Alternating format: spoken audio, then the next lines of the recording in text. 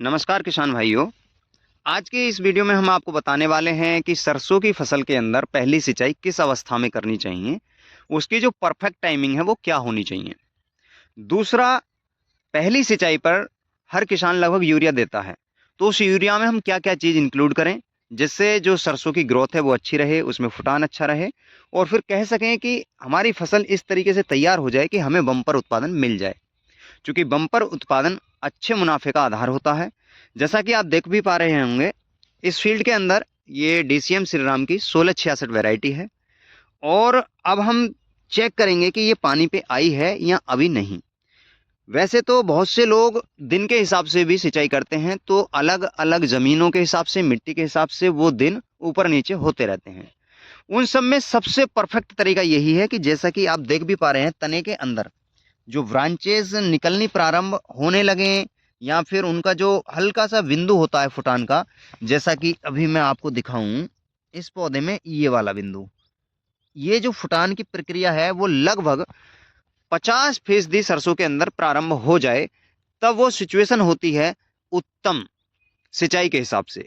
तो अभी बाकी पौधों में देख भी पा रहे होंगे अभी है नहीं, तो इसमें हम 2 से 4 दिन होल्ड कर सकते हैं सिंचाई को और 4 दिन बाद जब हम इसमें सिंचाई करेंगे, तो एक परफेक्ट टाइमिंग हो जाएगी सरसों की सिंचाई के लिए। और दोस्तों, यूरिया, चूँकि हर किसान लगभग पहली सिंचाई पर यूरिया और यूरिया के साथ सल्फर, पोटाश वगैरह देता है, तो उसे भी मैं बताने वाला हूँ। 5 किलो बीघे का आप यूरिया रखिए, उसके अंदर जो सल्फर रहता है 80% डब्ल्यूडीजी हो या 90जी हो, तो वो सल्फर आपको आधे किलोग्राम प्रति बीघे के हिसाब से रखना होता है, यानी 3 किलोग्राम पर एकड़ के हिसाब से रखना होता है।